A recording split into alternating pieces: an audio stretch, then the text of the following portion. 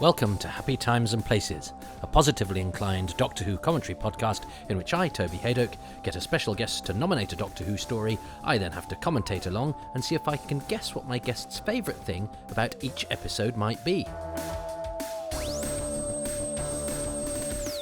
Hello Toby, it's me, David J Howe here. Now you may know me as a writer, as a researcher, as a publisher of all things connected with Doctor Who. But today I'm here to talk to you about one of my favourite stories, and it's The Mind Robber. Well, hello everyone. Welcome to this final instalment, not of Happy Times and Places. There's a few stories to go yet, but of the Happy Times and Places concerning one of Doctor Who's strangest five-parters. I mean, one of Doctor Who's few, only 3 five-parters, but one of Doctor Who's strangest stories, full stop. The Mind Robber. One of the sort of 2 that were considered surreal from the 60s roster of stories. The Celestial Toymaker and The Mind Robber have always been kind of sort of labelled together, thrown in together as the 2 sort of surreal sisters of the 60s. And you know, I suppose, you know, Warriors of the Gate is a bit weird, isn't it? But nothing really goes for the sort of, you know, because Celestial Toymaker has toys coming to life. The Mind Robber has characters from books coming to life. It's sort of about sort of, you know, that it's deliberately pointing to the unreality and the childhood basis of the threats or you know, the guest characters or whatever, in a way that no other story really does, let alone you know, not just from the 60s, but from the classic series, full stop. And it's, you know, could you do something like that today? Well, as I record this, Neil Patrick Harris is playing a character who looks like he might exist on the realms of fantasy and reality, but it's a tough call, especially as Doctor Who is a show that you know, is often gets opened up for criticism, or, you know, is easy to point at the ridiculousness of it. So if you deliberately sort of up the fictional content, those who are disposed so to do might go, well, it's just got silly now.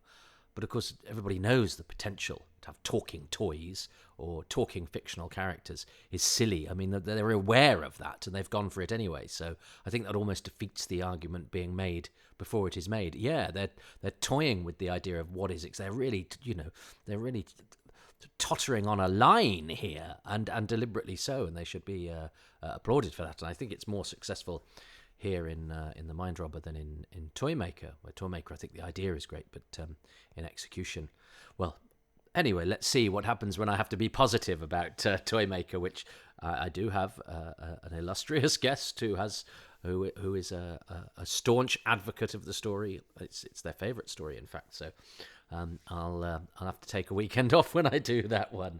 Ha ha ha! Let us see. But we're not talking about the Celestial Toymaker. We are talking about The Mind Robber. We're not talking about William Hartnell. We're talking about Patrick Troughton. And we're not talking about my guest advocating the Celestial Toymaker. We're talking about David J Howe, one of the early sort of you know, fans who were producing stuff and researching, and his own particular expertise is toys, but he also wrote a biography of John Pertwee and was one of the brains behind some of the early Doctor Who research that then, you know, was transformed into the 60s, 70s, 80s books, the handbooks, and you know, various publications that have all, you know, laid the foundations for what has come after. You know, really important work that David has done. And I bump into him at conventions, and he and his wife Sam are always a joy to see. So I'm grateful that he went to such an effort to record a video for The Mind Robber, which you aren't seeing, you're just hearing the audio from it. But you know, but he really put the work in. Completely wasted in the audio medium. I might eventually put these on YouTube, but it's unlikely, to be honest, at this stage, because audio is much easier to do, and that's not because I'm phoning this in. Do you know what I mean? I will do my very best to edit it nicely, and I'm using a nice microphone and all of that sort of thing. But we're not in lockdown anymore, people. I haven't got time to be filming myself on my sofa, then cutting it together. So I'm sorry, people of YouTube. It's people of iTunes that have benefited more because it's easier to get this stuff out there. It's also easier to get an episode completed if it's only 20 minutes long, isn't it? Doctor Who production team of 1968. So let's see how much of a lick they can get proceedings wrapped up in. Can you lick and wrap up at the same time? Is that a mixed metaphor? I suppose you can. Well, let's anyway. Let's see. Let's all lick and wrap together as we press play on the Mind Robber episode 5. Sorry, I thought I was about to be eaten then, and it's just the washing machine draining. You can't hear it, so. But what if you could hear what you thought was a monster is actually just drainage. Oh, this is the sort of stuff you get when you're not recording in a professional studio, but doing the homespun thing. It's like a window into my very uninteresting life. Anyway, here we go. We are going to watch The Mind Robber in 3, 2, 1.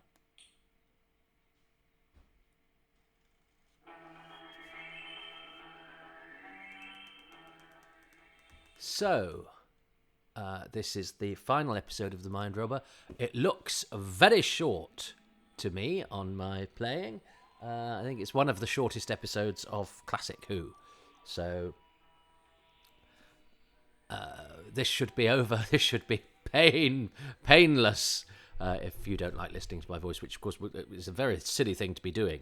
Peter Ling, of course, created Crossroads. So I was always quite impressed that his name, because he wasn't a Doctor Who name, so I remember being quite impressed that his name was on, a Doctor Who, because Doctor Who was always given lustre to me by people that had excelled outside of the world of Doctor Who. I thought if you were famous just for Doctor Who, you were sort of tainted, because it was the thing I loved, even though it was the thing I loved most in the world.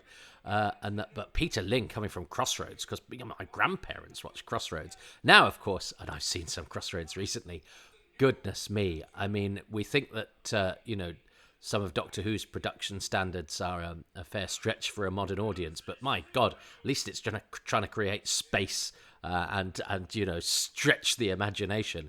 So time has not been kind to Crossroads, it really hasn't. But I think at the time, Crossroads was even a bit of a joke. So actually, rather than Peter Ling giving illustriousness to Doctor Who by dint of his presiding over the grottiest motel in the Midlands, Doctor Who, I think, adds a charming little adjunct to his Peter the Ling CV. He did try and write. In fact, he tried to write for Who again in the 80s, didn't he, with Hexagoria, which is a big finish that I am in, playing an Australian boyfriend of Tegan who gets turned into an insect, only in Doctor Who. So I never had the pleasure of meeting Mr. Ling, but he did do interview for Doctor Who magazine, didn't he? And I think it's great that he's come from the world of soap opera, where he noticed people treated soap actors like the characters that they played, and I'm sure most listeners are aware that my current partner, I'm never an optimist. These things always hang by a gossamer thread. My current partner, well, she still can't leave the house, is a soap opera actress. She prefers actor, funny enough, interesting enough. She's a soap opera actor. She's not stroppy about it or anything. It's just she uses actor. She didn't correct me when I say actress, but it's just what she uses, so I should try, shouldn't I? And so, we sort of know what it's like. I mean, I think audiences are a bit more savvy these days. I don't think many people stop her on the street and think that she's actually the character that she plays. But there are people who do, or who talk to people like their fictional version. And I think that's a great idea. I mean, it's not necessarily a thing I'd think about that would then make me write a Doctor Who story. But I think it's lovely that it did, because So often a Doctor Who story is, oh, I saw that everyday object, seaweed, crack in the wall, a clown or whatever, and thought, I will try and make that scary, which is a very, very legitimate way of going about dreaming up your Doctor Who story. Oh, what's an everyday thing I can use to terrify the kids? But I love the fact that the format is such that you can also come out of left field and go, I've noticed that people think that actors who play their fictional characters are their fictional characters.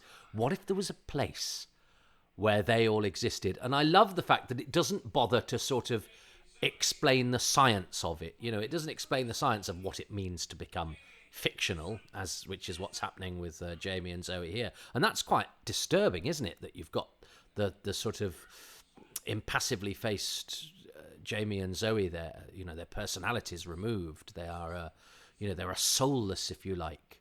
Perhaps that's it. Fictional characters don't have a soul. I love the way she says, "Are you a prince?" with sort of hope, and he's very forlorn. This very pretty Rapunzel, and I like that's her very single-minded hope, is that everyone she meets is a prince. And I also like the fact that even though the threat here is becoming a fictional character, the fictional characters, the whole world isn't against the Doctor. The characters within the fictional world, if they are nice characters, they're perfectly happy to help, and I like that. I think that's charming. Often Doctor Who is scary, often Doctor Who is action-packed, often Doctor Who is tense, and sometimes, characters bond together through bravery and guts, but here the characters bond with the Doctor because they're nice people out of children's literature, and I think that's rather joyous and sweet, and it works with this most childlike of doctors, Patrick Troughton. Seeing Patrick Troughton getting sort of matey with pictures from with people from picture books and fairy tales seems to me rather appropriate. It's like the sort of grown-up kid has gone to meet his childhood friends, even though, of course, the Doctor, we don't know this yet, but being an alien, is not perhaps as steeped in our childhood literature as we might be, but it's what Troughton represents, isn't it? He's a big kid. He's our childhood writ large, and so it's actually very sweet to see him. He fits really well surrounded by this sort of gaggle of kids who could be from a sort of E. Nesbit or somebody on Patreon when I said they're not specifically from any work of fiction, but there's all those sorts of books, aren't there? The E. Nesbit ones and Swallows and Amazons and all those sorts of things. So they could be any, and Lion, the Witch and the Wardrobe and all those have all got these sort of posh jolly kids getting into scrapes or not, he seems to fit with all of that. Troughton holding hands with a bunch of kids. I don't know if he does hold their hands in this. I don't think he does, but I can sort of see him doing that, and it not being remotely weird, and it not being massively sort of paternalistic either. They'd be kind of holding his hands as much as he's holding theirs. This is weird, isn't it? Seeing Jamie and Zoe so sort of impassive and personality removed. But fortunately, Emery Jones has had a week to wipe the spittle from the corner of his mouth. Which I suppose, you see, if they'd released this as an edited together video, as they did for a while back in the day, you could have tell where often people would write into Doctor Who magazine, so where were the cliffhangers? Where were the cliffhangers for the Seeds of Death Matrix databank? And they'd sort of list the cliffhangers. And sometimes you could tell because of the cut or the change in print quality or whatever, but you'd be able to tell this one because the master suddenly didn't have his spit in his gob anymore. Oh, Fraser very much enjoys being mean and evil there. And it's that's really disturbing, isn't it? And especially as they're slightly, because it's really hard to act laughing, so it is slightly artificial. But you could sort of go, but that actually, I think if a director seeing that, you'd go, actually, I'm not going to try and make that any more realistic laughter, because it is the sort of half-baked, forced cackle of an acted laughter, because acting laughing is hard, especially acting mean laughing, because actually people don't really laugh meanly in that way that much. I love the way he says sausages. Sausages, man will come like a string of sausages. And I wonder if in the script it was man will become like a string of sausages. And Trout went, well, I think I'll say sausages first, because he knows that him saying sausages kind of sounds funny. It's knowing your strengths as an actor there. It's like Rowan Atkinson with Bob. If there's a word that you know that you can say. I do it as a comic. There's certain words I know probably sound better coming out of my mouth than others. So you try and throw those in. But the kids laughing, because it was slightly artificial, it did give it a slightly sort of surreal, unreal quality, which matched with the fact that the TARDIS had just turned two-dimensional and into a photo blow-up, and the fact that this is all the sort of fictional world, bending reality or being an ersatz rendition of something real. And I wonder how early in the story this idea came out. I remember seeing pictures of this this climax in Doctor Who magazine, because obviously the climax is filmed with all those characters from fiction, this sort of big fight that they have now, and you sort of think, I wonder if when he was writing, he thought, I'll get Bluebeard, I'll get, so he wasn't necessarily, not all of them were necessarily fictional, were they, but I'll get Cyrano de Bergerac, I'll get Sir Lancelot, and they could all have a fight, and probably when he was thinking of the story, that was probably loomed quite large, but then as he sort of put it together, there's not much you can do with that apart from them having a bit of a fight. So, and I remember them having pictures of David Cannon as Cyrano, and I think they took close-ups, Jerry Wayne as Blackbeard, isn't it, of all of them, because there was a filming session, and so because there was time to take photos and all of that. So if you didn't know the story, you'd be led to think that these characters played a much bigger part than they actually do, because when you watch the episode, they're barely in it, but they were there for a lot of the photographs being taken. So you'd think Cyrano de Bergerac was actually a massive character in The Mind Robber, rather than somebody who's in it for about 15 seconds. But you could see why they would think of this as the climax, going, right, what's the big face-off? I mean, it does sort of actually sideline Jamie and Zoe. And indeed the Doctor, because he's all sort of trussed up and can't do that much. And it's it's given over to him suddenly invoking a film sequence of headline fictional characters, or not, as I say it. It becomes a bit sort of blurred fantasy and reality. But this is a smart use of what it is that they're doing. Is going, right, now the Doctor is writing his own fiction, and it means we can have, I'm sure, what was imagined to be a sort of, if you did this as a movie, wouldn't it, you'd have a big budget kind of painted backdrop, kind of battlefield between all sorts of physical fictional characters. Actually, all we have is we do go to film at least, so it's they do make an attempt to sort of broaden the story out, which has been quite sort of confined, apart from that little bit of location filming. And the face-off is basically the Master and the Doctor talking to each other, but they're essentially choosing their weapons. So here we are. Here's Cyrano de Bergerac. It's David Cannon, who we didn't really know anything about, and then a friend of mine who I speak to online found that he'd passed away in America 2 or 3 years ago. He'd become a practitioner of some kind, a general practitioner, or so. I can't remember now, but I'll put it in a more factual thing. But he wasn't acting in the States, and yes, I'm afraid he died about 2 or 3 years ago without ever having been sort of contacted about Doctor Who.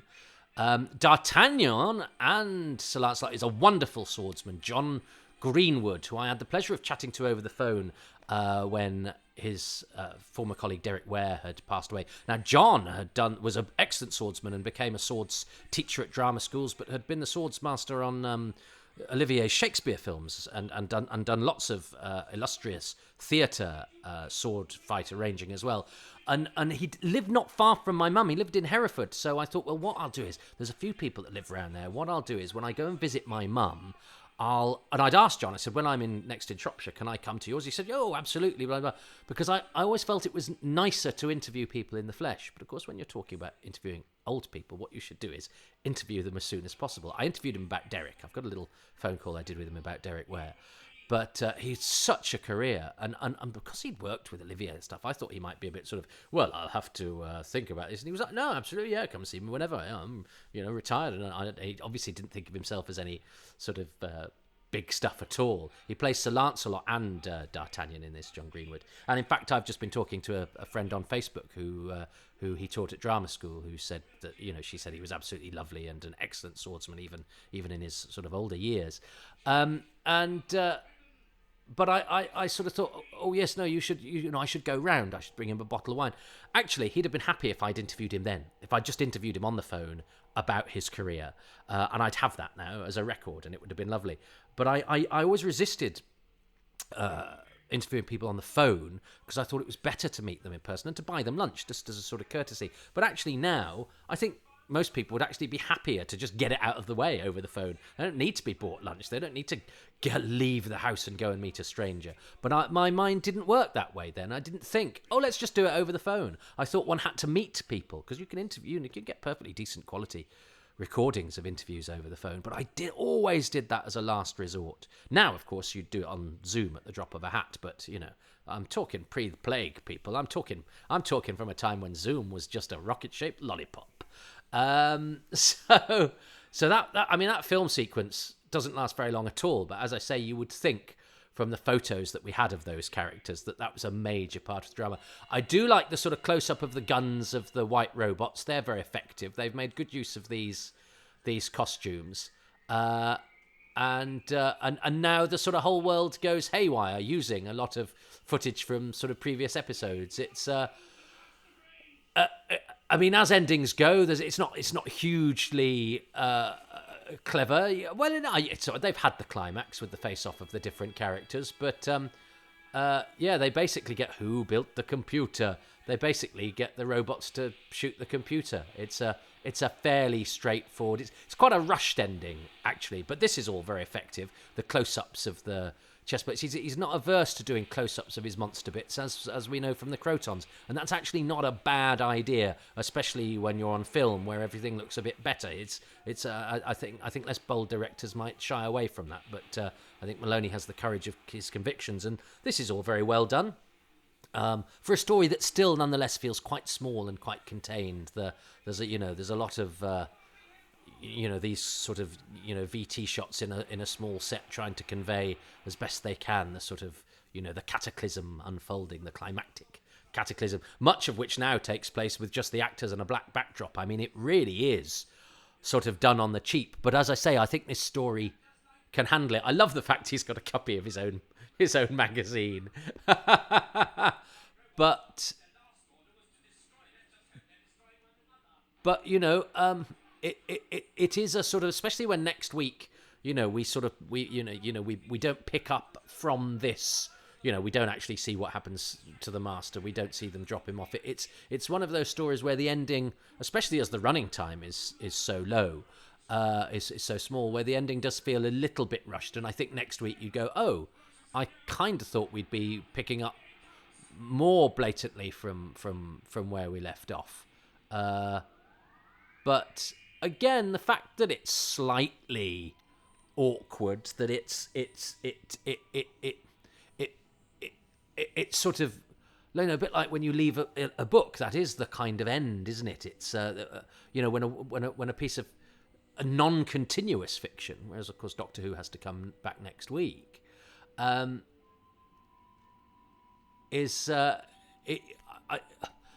fact that it kind of finishes in a slightly odd and not quite fully formed manner, maybe again kind of lives with the slightly weird way that the story is. Jack Kine and Bernard Wilkie credited as the special effects, the founders of the BBC visual effects department, the main men who were the first two BBC visual effects department people. I was very fortunate that I corresponded with both men, and I have taped memories of Jack Kine. In fact, I've just been in touch with his daughter, who had found a little piece I'd done on Peter Day on my website and got in touch, and I said, "Oh, you don't know anything. You don't know that your dad sent me a cassette when I was a kid with his recorded memories of Quatermass and his career, and that he was really encouraging to me. He said some lovely words on that tape, just going, look, I can tell you're a kid, and you've gone about this the right way, and you keep going, and you can achieve whatever you want." Now, all stuff that he absolutely needn't have said. To me, this kid in Shropshire in the middle of nowhere, by a legend of the of BBC special effects. So Jack, whereas Bernard sent very detailed typed documents instead of tapes, but I'm in touch with his son. In fact, I'm in touch with all the children of the BBC visual effects people. And Martin Wilkie came to my comedy club not long ago. I've worked with Martin. I've written some stuff for his because he does exhibitions, and he did the Doctor Who exhibitions for a while. So I've written sort of captioning and literature for him, but he helped me with Bernard's obituary, and we've kept in touch over the years. He, he's often good for a number or something, but his daughter, I think, was coming to Manchester University, so he popped into the comedy club and was like, "Oh, who's this?" God, it's Martin, and we had a lovely old chat, and he was so pleased, and again, he was so kind because you see, you forget he sort of sees somebody like me. Not just, but as a kind of continuer of his dad's flame, going, "Oh, I'm glad people like you are out there sort of remembering my dad." And I'm going, no, your dad is a legend, and I'm really pleased that I'm able to speak of personal experience of that person, because they were so kind enough to play a part in my life when they could have been doing all sorts of other things. So I see it as that the favour has very much been done to me, and me talking about Bernard Wilkie or mentioning him in an article, or just mentioning to his son that his work is important is that's no effort. It's the Lord's work, and the Lord ain't doing it. So I'm afraid Toby Hadoke has to be his first. Not just me, as I say. There are all of us Doctor Who fans. I'm just lucky enough that I'm one that people like Martin may be aware of, but we all, don't we? We keep these names alive because we appreciate their work. We read the credits. Well, I think the most discerning amongst us do. The names stick, and we have the brains that can cross-section who worked with who and who did what with what, and we remember their names and we appreciate their work, and we see their names burnt into our screens, and we appreciate their work. So it's all lovely that that connection still persists, and that's down to the internet. I mean, Jack Kine's daughter lives in Australia, and as I say, she didn't email me because she knew anything about the fact that I'd been in touch with Jack. So actually, I was able to send her the recording that he sent me, so she had something of his voice, of him talking, and she'd never heard that before because, of course, he'd done it for me and sent it to me. So it's nice to be able to do those things as well. So this this fandom thing that we do, and this chronicling of this show, it's not just about in fact, how appropriate for the Mind Robber. It's not just about the world of fiction.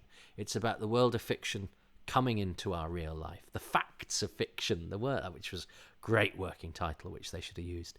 But that world informing our real life, and actually giving some meaning is perhaps too strong a word, but I think it's nice for people whose, parents have maybe passed on to hear from people like me or you or anybody that might talk to them and go, "Yeah, no, I know who your dad is, and he worked on something that means a lot to me, and he worked on something, well, one, at a base level, entertained me, and I still like, and two, is part of a show that has given my life meaning or shape, or given me, solace when I've been down, or cheered me up, or even just excited me, or just given me something to do, or helped with my professional work." All of those things. That is a way, if you are a creative person who, the idea that your life, or if your parent was a creative person, that their work might have inspired others, or even just pleased them, or still means something to them and is still watched by them. That's a kind of immortality. It's kind of, those real people now reside in a land of fiction of their own, in the world of Doctor Who, a fictional program. We know the reality of those people because we're interested in what goes on behind the scenes, and that that's where they live now that They've outgrown this earth, and I think there's something very moving about that. And I'm always, as I say, I always think it's interesting when, you know, you stumble across a person because of their connection with Doctor Who, and then of course you find out that their life is so much bigger, better, and more interesting. But that's kind of what Doctor Who is all about in its own way as well. You know, it's more than a sum of its parts. Doctor Who, it's more than just a family-friendly tea time science fiction show. It is now a cultural institution. It is now. It is now so much more than the sum of its parts, so much more than it was ever intended to be. And that, of course, impacts on the people who consume it, and indeed the people who made it, and indeed the children of the people who made it back in the day. And I think that goes to make Doctor Who more than just a fictional programme. But he was wrangling with concepts of fiction, wasn't he, in episode 5 of The Mind Robber? What a strange story it is. I don't mind the fact that there's no great sort of twists or reveals, or what, once they've done the thing of going, this is a world where fictional people live. I mean, they do all sorts of lovely things with it, they make it fun and strange and surreal, but there's no, in terms of what the story is. But as I say, I quite like the fact that we don't have the mechanics of how it actually works and what process they have to go into. I mean, I would even say that the idea at the end where they go, and our actual plan is to invade the Earth, that's where it's kind of gone, so Peter, we love this idea of the land of fiction and fictional characters being alive, but this is Doctor Who. What's the threat? And he's like, okay, right, well, they want to invade Earth then. And you go, okay then. So long as you give Patrick Troughton a line about sausages, it'll be fine. But I think all of that is actually less. I never feel that the Earth is under threat. But perhaps we needed to cut to a not very well written family going, oh, all our books have closed. What should we do now? Because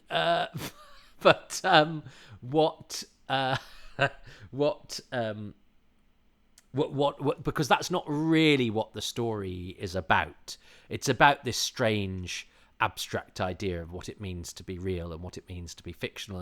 And as I say, the Doctor sort of ganging together with all these people from the pages of books, which is sort of rather fun and interesting, and doesn't it's almost like he's gone, all right, well, I'll sort of give you a plot, but I don't really care. How does it end? Oh, well, we just get them to shoot it. It's fine, it's the journey is more interesting. That's actually often the case with reading a book. You quite often it's the memorable bits about a book are the passages, are the descriptions, are the characters. It's not actually, there's very few endings of books, I think, where you go, oh, wow, I can see why that's been building to that, But that's because there are a lot of books. I'm not knocking books. Right, so I've got to choose a favourite thing from that episode, and I've got to choose a favourite thing throughout. And I also can't remember what I've chosen for the earlier episodes, because this one I've broken up rather a lot, and thereby hangs a tale. It's funny, I love this story. I think it's brilliant. I think it's joyous. I think it's charming. I think it's original. I think it's inventive. I think it's abstract. I think it's strange. I think it bounces along. It's not dull. It doesn't overstay its welcome. And I always enjoy watching it when I watch it. But I never really want to watch it. Isn't that weird? Even though I know it's good. I know it's well made. I know it's got loads of ideas that when I watch them, I go, God, they've done that really well. The Forest of Words, the pages of the book, the toy soldiers, all of the characters are nicely acted and again, are rather charming. Gulliver is a charming, sort of stoical, heroic, nice presence. Rapunzel is delightful. They're all sort of rather joyous. Even new Jamie is good because Hamish Wilson comes in and gamely throws himself into it and does a fantastic job. It's all great, and yet if I'm looking along the shelf, it is very rare that I'll go, oh yeah, I want to watch that one. Even episode 1, which I know is just magnificent, I sort of think, yeah, but it's just the Doctor on a white screen, isn't it? And it's funny. It never makes me want to watch it. It's never one I'd probably list in my favourite stories. But if I had to score every story out of 10, I would probably score it very highly. But I would never put it in a top 3 or a top 5 or whatever. Even of Troughton's, probably, because I'm drawn more to the Base Under Siege, the more gritty, the more realistic, in inverted commas, which is weird because there's lots of gritty and realistic television programmes out there, and I don't really care for them. I like Doctor Who because it's got that sort of zesty fantasy element to it amongst the grit and the action and the adventure. But it's weird. I prefer it when a zesty, children-friendly show is being gritty within its own limitations than I do an adult show being gritty.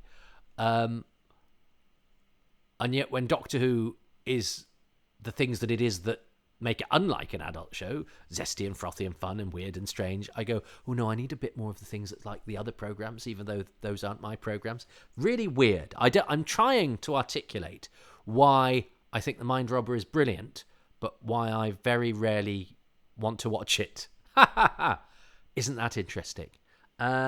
Maybe it's not, but I thought it worth trying to rationalise, and the way I do that through the medium of podcast is to keep saying words until some of them make sense. I'm not sure I reached a conclusion there, but I think I at least articulated the paradoxical nature of my appreciation of this story. But I still haven't come up with 2 favourite bits. I think I will choose. I do love the design of the toy soldiers. I remember reading about them and thinking, well, what will they look like? And then I saw pictures of them and I thought, oh, no, they look really good. And then on the screen, with the noise that they make, the way that they move, the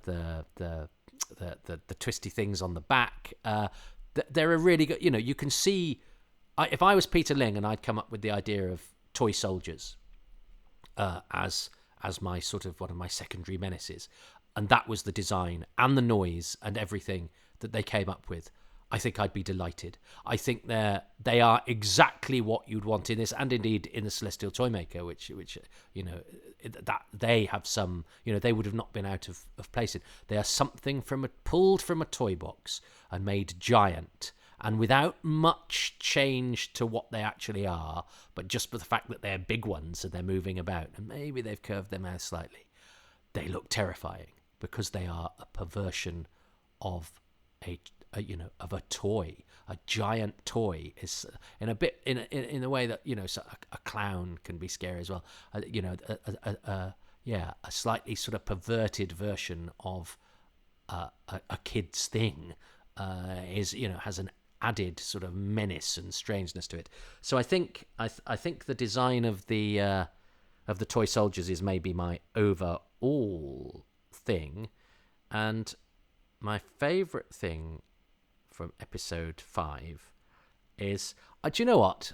Because I'm not going to win anyway, and I'm not going to try and intellectualize this for once and go, well, I think, because I did actually really like the way those kids laughed, even though I don't think it was, deliberate. I think they were trying to act menacing laughing, and it sounds pony because it's hard to do. So it's just not very good in a way, but it kind of works, as I explained when I was watching the episode. It does kind of work for this sort of strangely, fiction brought to life, but not quite, but still being everything is slightly cardboard and fictional, including the people. I think that works really beautifully.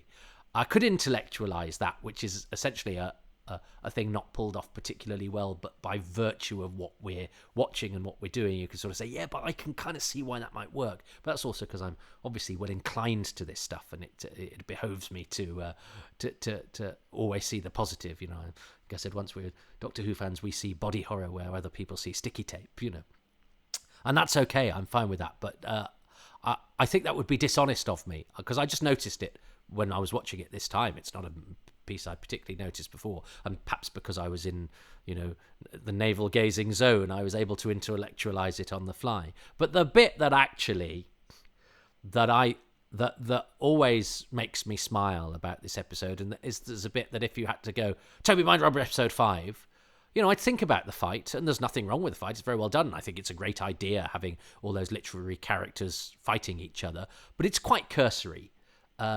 As I say, you can see that they might have thought of it being, a really major part of the story. But then when they actually got it together, there's actually not an awful lot we can do with this. And essentially, the Doctor and the Master are basically saying, here's another character with a bigger sword. That's essentially all that is. So it's not particularly smart. It's just a fun array of characters from the books you had as a school kid. So that's quite fun. That's nice to have in Doctor Who, and I always liked it when Doctor Who featured stuff from other books that I'd read. Again, it sort of seemed to me to accord Doctor Who some sort of respectability, that it was invoking stuff from other sources, but especially sources if we had in books at our house. It sort of it made seem Doctor Who had its finger on the pulse of what was going on with childhood and childhood imagination. So that's very much to its credit. But actually in execution, even though it's filmed and so it's very nicely done, and John Greenwood was a fine swordsman and a nice man.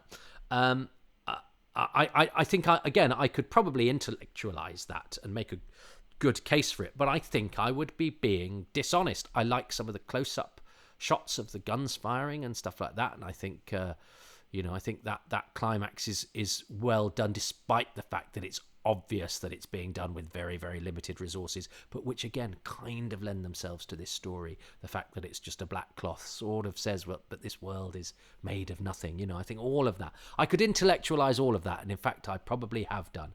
But the bit that I always go back to with episode 5 of The Mind Robber is the way that Patrick Troughton says the word sausages. And do you know what? When you've got an actor, and I could choose Troughton every week if I wanted to, because he's often the best thing about any episode that he's in. He's such a good actor. But I could choose Jamie and Zoe too, because I love Fraser Hines and I love Wendy Padbury. I could have chosen Wendy Padbury's sequined catsuit, because it's an iconic costume, and I've never seen anybody wear a sequined catsuit, and yet I don't bat an eyelid that one's in Doctor Who. That's the beauty of Doctor Who. You can wear an article of clothing that if I saw anybody wearing it today, I'd probably write an essay about it. Do you know what I mean? I think it'd be an anecdote. I'd go, I've just seen somebody wearing a sequined catsuit. What? But in Doctor Who, it just seems perfectly acceptable, so much so that I probably not even mentioned it during this whole 5-episode commentary. But there is, so all of those things, so I could choose Troughton any week, really. But he does have a way of saying certain words. He does have a certain style of enunciation that can be sort of alarmed and childish and childlike and sort of charming, and yet, makes you slightly scared at the same time. He makes fear sort of comfortingly funny without him sending it up. He's not sending it up. But the way he says sausages is funny. And the concept he's talking about, humanity all becoming conforming and personalityless and the same, is a horrifying concept. And he's not at any point underselling or undermining that horror. But he is doing it while saying the word sausages. And it's funny. And Doctor Who is at its best when it is both funny and scary at the same time, and one isn't acting against the other. They're strangely, dissonantly complementing each other, and yet seemingly pulling in completely different directions. And that's hard to do, and that's the sort of thing you can only do when you've got an actor like Patrick Troughton, who can do both of those things at once, who will never stop you believing that it's scary and serious, but is also very funny the way that he says things. So, episode 5, it's the way that Patrick Troughton says sausages. I'll tell you what, if he chooses that, I'm going to buy one lucky listener a nice lolly. I don't know how I'm going to do that. And for the whole thing, because I don't think I've chosen this up to this point, I hope not. Otherwise, this will be a first. You see, my memory is not what it used to be. The memory cheats. My memory doesn't even know how to play anymore. Doesn't even know what game it is. I will choose the toy soldiers. I don't think I've chosen them before.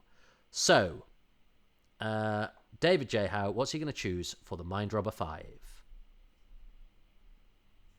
Oh, he's wearing an Australian hat with corks on it. So the final episode of The Mind Robber. Incredible story. What I love about this episode is the way the Doctor rescues Jamie and Zoe. He gives them the confidence to push open the pages of the book in which they've been trapped, and they actually manage to escape and not become a part of the fiction, which is what, of course, the master of the land of fiction wants all along. Apart from the line, sausages now will all become like a string of sausages all the same, which I also love. That's my favourite thing about that episode. Well, hang on. You said apart from sausages, So you're saying sausages is your favourite thing, David, but you chose. That's a very good choice, the Jamie and Zoe thing, which I think I was probably, what was I doing? Talking about a regret I had about an actor, probably about a lost opportunity, something that, some festering little regret of mine that I seek to. I seek to exorcise through the medium of talking about out loud in a podcast. But of course, it's like a sort of confessional of going, I wish I'd done this a different way. Somehow by saying to you, it'll make any regrets I have go away. Ridiculous. I don't think it counts as podcasting, really. So I think I was doing that when that piece of action was going on and didn't give it its due attention. I always broadcast these with the caveat that I will miss bits, certainly dialogue, because the nature of it is I have to keep talking. It's not like a DVD commentary because I don't think most of you watch with the pictures going along, and I'm not with other people watching it knowing that the visuals will carry something. I have to keep talking, and that means I will miss some of the subtleties and some of the dialogue. And I think that was a good choice of David, because the Doctor empowering the companions and therefore empowering us is always a good and a positive thing, especially a vulnerable Doctor like Troughton, who's going, because the subtext there is, I'm a bit scared as well, but we can do this. And I think that's a wonderful lesson. What is it? John Pertwee says it's, courage isn't not being scared. It's being scared and doing what you have to do anyway. And the Doctor, inspiring us to stand up and see it through, even though it's a terrifying prospect, is a good underlying message for the show, I think. But he did say that was his favourite thing, apart from the way that Patrick Troughton says sausages, but he wasn't brave enough. He wasn't brave enough to choose the sausages. You see, David, you may be one of the founding fathers of Doctor Who fan research, but you're too much of a coward to choose the sausages, lest you think that people might judge you, whereas I have no shame. I'm a sausage man all the way. David, in that visual, is wearing, as I say, an Australian hat with corks hanging from it, so he should really be watching The Enemy of the World. And what's his final thing in The Mind Robber? Remember, I chose the toy soldiers. What has he chosen? Welcome back, Toby. Well, I hope you've enjoyed watching The Mind Robber. Oh, hang on. That's his... and what's his bonus thing for the Mind Robber, which, bear in mind, mine was the toy soldiers, so he's got something that can come from any or all episodes. One final thing. I'm nowhere near matching him for points. I've lost, so I will recede into the pages of a book and become merely a two-dimensional black and white photograph. But before that, let's see if I can just grab myself a little bit of respectability if David chooses, which I don't think he will, the toy soldiers. He'll probably choose something much more meaningful and profound that I'll immediately go, oh, why didn't I choose that? Because you were talking, Toby, that's why. Because you were talking. Welcome back, Toby. Well, I hope you've enjoyed watching The Mind Robber. And did you guess all of my things that I like about all the episodes? I don't know if you did, but I've got a bonus one for you. So maybe you can guess what my bonus thing that I love about this story is. Well, it's Zoe's catsuit. She looks absolutely incredible. At the beginning of the story, she changes out of a Dalkian outfit that she was wearing from the previous story into this amazing glittery catsuit kind of ensemble that she runs around the story having fun in. She looks amazing. It's incredible, and I remember it from when I was a little lad, that I was kind of starting to get a bit of a crush on Zoe off of Doctor Who. So that's my bonus item for you. I just wanted to mention as well, the other thing I've been doing, Mind Game. This is my novelisation, very proud of it. It's got Draconians, Sontarans, and a human mercenary who may or may not be really, really ace. But it's a great novelisation of some dramas, so I'm really proud of that. Thank you very much for having me, Toby. I hope you enjoyed the story, and let's keep on appreciating Doctor Who. Cheers, mate. Oh, you see, it's horrible.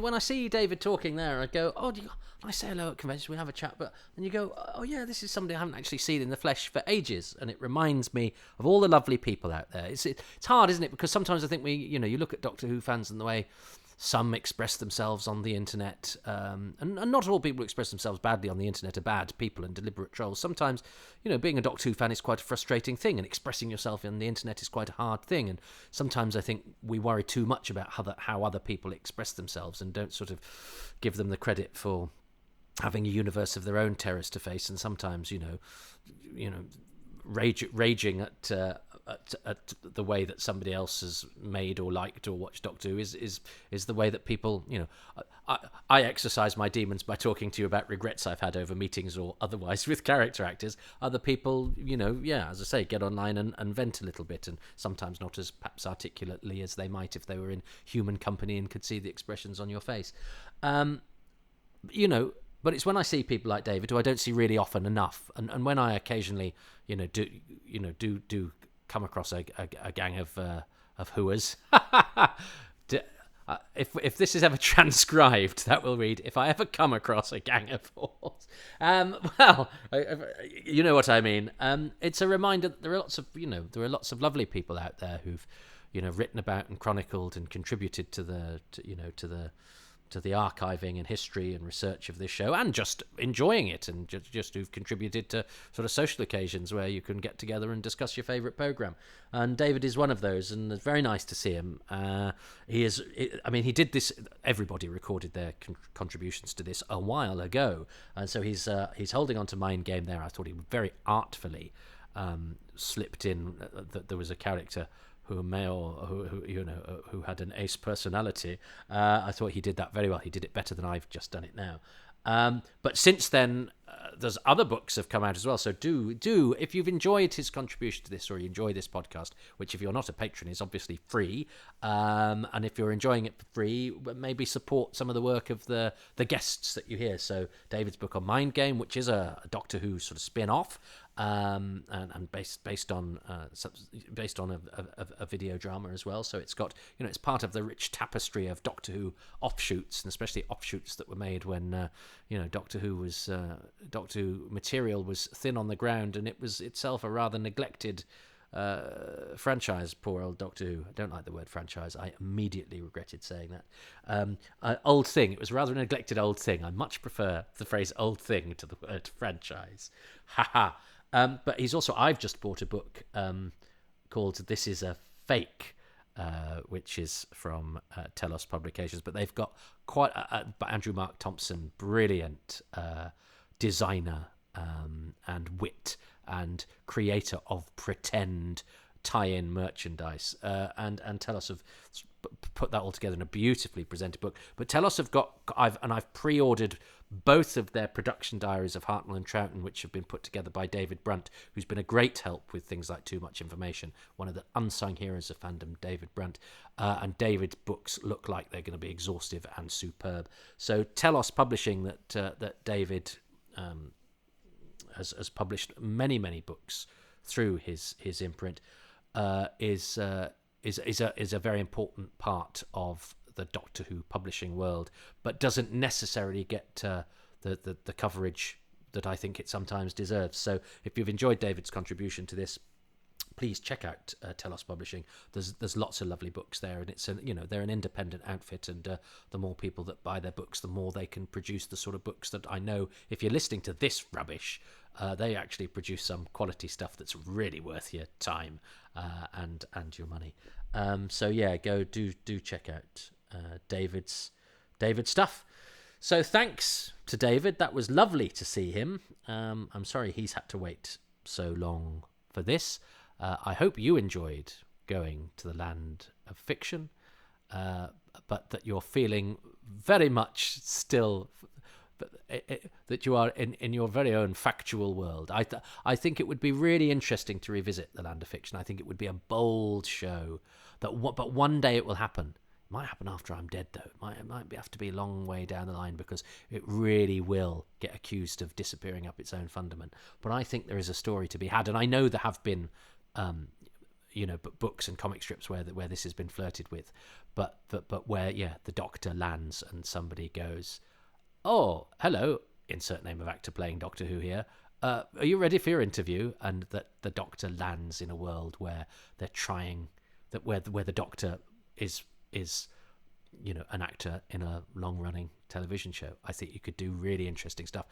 It could be awful, but like all, ideas of promise, it could also be wonderful. And isn't that the risk? And that's ultimately why I think The Mind Robber is so cherishable, because it's not probably isn't made up of ingredients that float my particular boat. That's a mixed metaphor. My ingredients are floating a boat. Where's your boat? In a bowl of soup. But for its ambition, for its difference, but then for the way that it's executed, it's not just that it's a good and bold idea. That's a slight change to what Doctor Who normally does. The director and the production team do everything that is asked of them. And actually, some of Doctor Who's disadvantages, the cheapness, the obvious artifice sometimes, really actually works in the story's favour. So I think it's a bold and it's a brilliant experiment, and I'm very, very glad that it exists. But I'm also very glad that I exist too, and am not, or am I, a work of fiction? Well, thank you ever so much for listening to Happy Times and Places, which is presented by me, Toby Hadoke, and my special guest, David J Howe. He can be found on Twitter, or is it X? Who knows? Well, by the time you hear this, it could be called any old thing. It could be called Elon Musk's Fun Palace. But whatever it's called, he's there at David J Howe 1. His website is howswho.co.uk. And of course, check out Telos Publishing for all the excellent Doctor Who related books that he is in charge of. I'm grateful to David. I'm also grateful to the many patrons who make these podcasts possible. And they include Charles Gears, Lisa Gledhill, James Gould, Paul Greaves, Robin Groen, Paul J. Guest, Aaron Gullias, William Hames, John Hancock, Luke Hannington, Susan Harrison, Steve Hatcher, Duncan Harvey, Ronald Hayden, Paul Hayes, Matthew Herbert, Stephen Hill, Simon Hodges, Andrew Hodson, Sam Hollingsworth, and Matthew Hooliston. The music is by Dave Gates, the artwork by Dylan Patterson.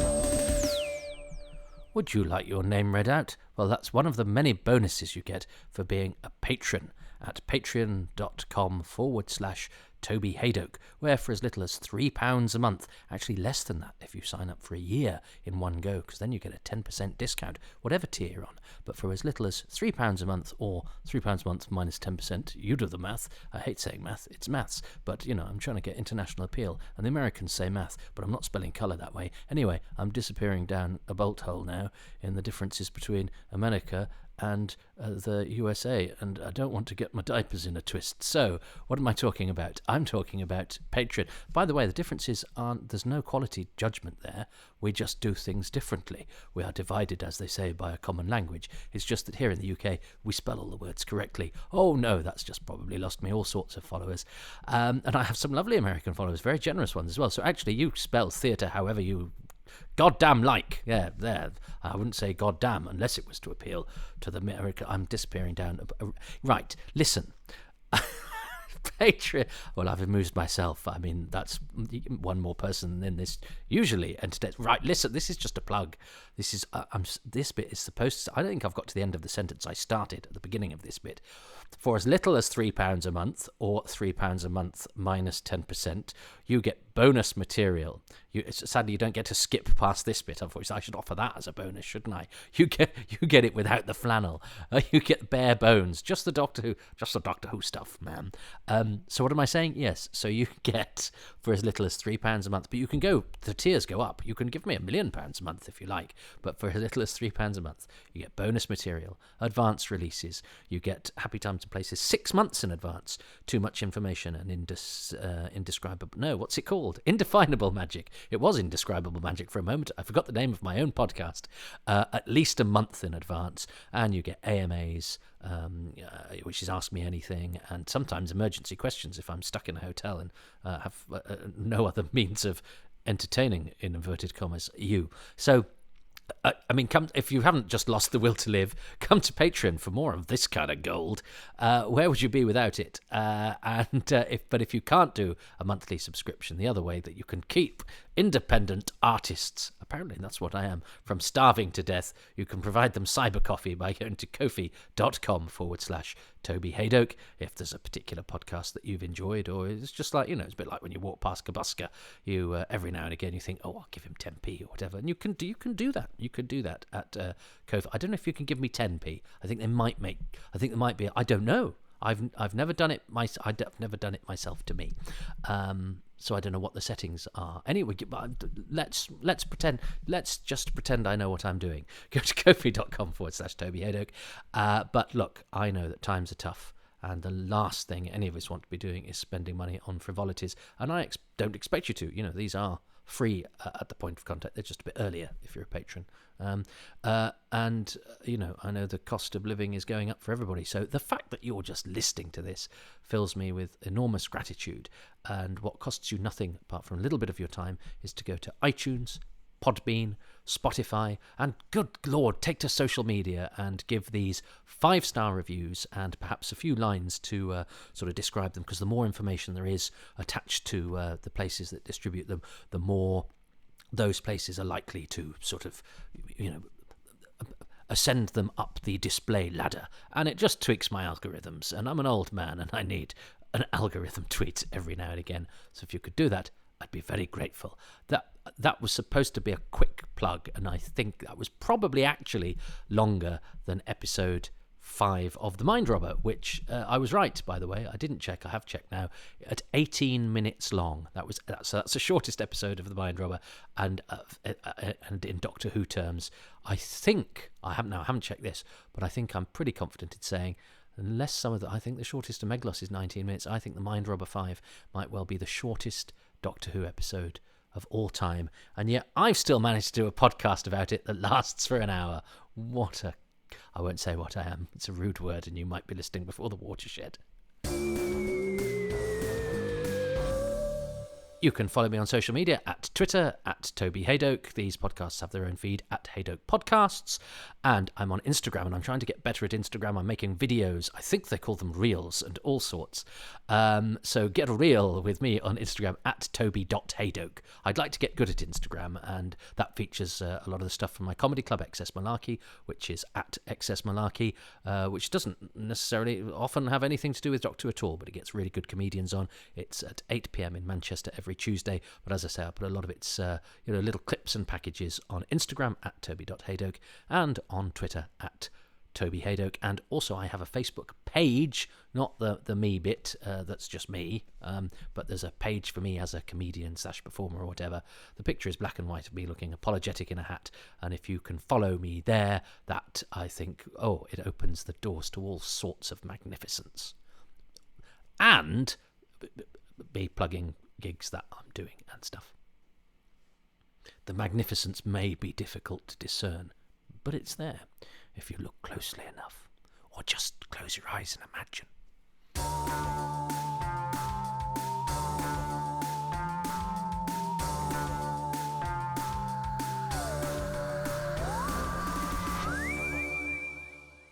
And I'm going to make this coda mercifully brief. He says, and just say, I didn't comment at the time that David chose Zoe's sequin thing. So at least I mentioned that, her all-in-one sequined catsuit. I mentioned that as a point of notoriety, but I didn't choose it as one of my things. David did choose it his, so at least our minds occasionally crossed into the same sphere of appreciation.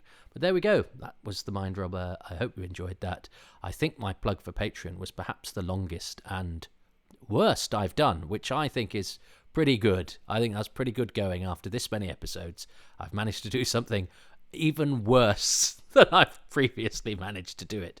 And I hope no Americans were offended by me pointing out the difference in our spelling. As I say, it's not a pejorative. I mean, it's just we do things differently, don't we? Differently, but sort of the same. But on a serious note, it's lovely reaching out across the pond. I consider myself to be friends with some Americans I've never met, and I think it's a fascinating country.